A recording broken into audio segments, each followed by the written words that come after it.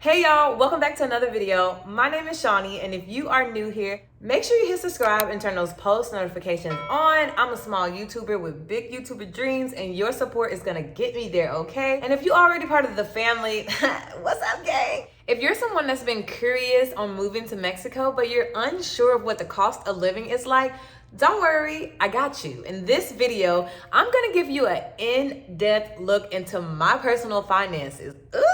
Why y'all all up in my business? And I'm gonna let you know what you need to make minimally to survive in Mexico. I moved to Mexico in May of 2021 in the thick of the panoramic. I moved here from Los Angeles, and the one thing we all know about Los Angeles is that it's one of the most expensive cities in the world. Due to the world collapsing, I lost my job, but rent was still due. And I needed a way out, honestly, truly. And I remembered I had an amazing vacation to Mexico, and I recall meeting some people that lived there, and they just spoke so highly of what it was like living in Mexico. And I thought to myself, that sounds like the best possible way out. So I made my move and I came to Mexico, and it has been the best decision I've made thus far in my life. But something to note is that due to the world collapsing, I lost my job and I had no income until unemployment kicked in. But my unemployment didn't kick in for 6 months. So for 6 months, I was on the struggle bus.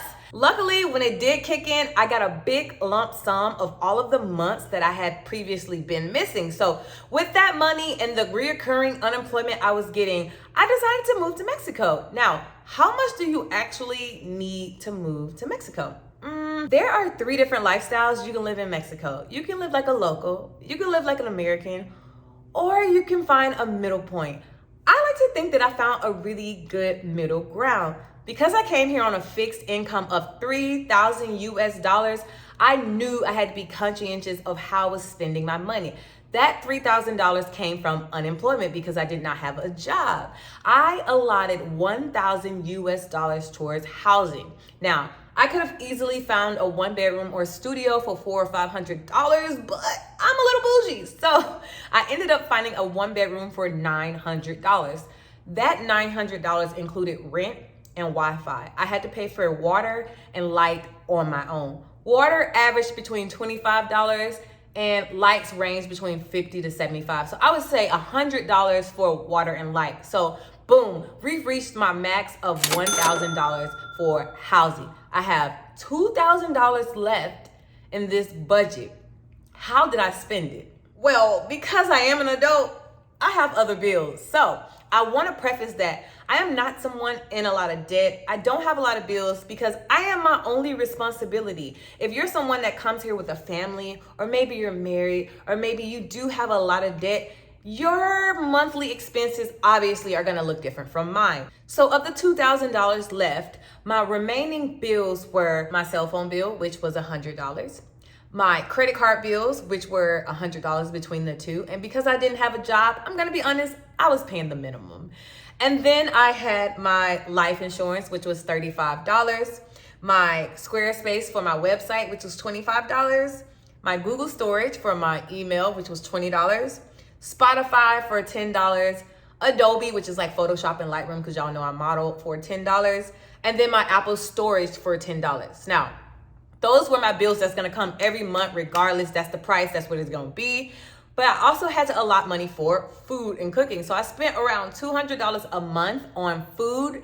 And then I gave myself around a $300 allotment for just buying little things, like maybe a towel or a little decor, or maybe I wanna go buy a new shirt for a party or something. So grand total with all of my bills plus rent, we're right at $1,800, I think $1,815 to be exact. So that leaves me with $1,200 buffer for anything that might just pop up out the blue and throw me off track. I was able to live on that $3,000 a month budget up until January of this year when I eventually got a job. So if you're someone on a fixed budget, I would not fret. I think comfortably, safely, you can live in Mexico for around $3,000 USD a month. I have a job now And it's quite interesting because the apartment I live in now is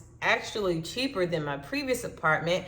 And so my bills decrease even though my income increased. And that's the way they say you should do it, okay? So apparently I'm adulting better. So hopefully this provided a little clarity on how you too can escape the chaos of America and come to Mexico and live your best happy-go-lucky life, because I want that for you. The one thing that I am super appreciative of from the panoramic is that it taught me that I don't have to be busybody to live a good life. I now make more money than I've ever made, but I live a slower paced life, and I'm truly the author of my life now. I don't let my job run me, and I'm not in a city where the cost of living is so high that the pressure to keep going and staying busy and keep making money is there. I don't have that stress anymore. So I'm very grateful that Mexico not only slowed my living down, but it also shifted perspective of how I should be living for my health and my mental stability. So if that's something you're interested in, I really hope this video gave you just a little bit of insight on what you may need financially to move to Mexico. If you have any questions, drop them in the comments below. I genuinely love when y'all engage with me. Now, if your question is something that's gonna be more than a 2-3 sentence answer response, email me. I'm gonna respond, I promise you. So I really appreciate you taking time out today to watch my video. Thank you so much, and I'll see you on the next one.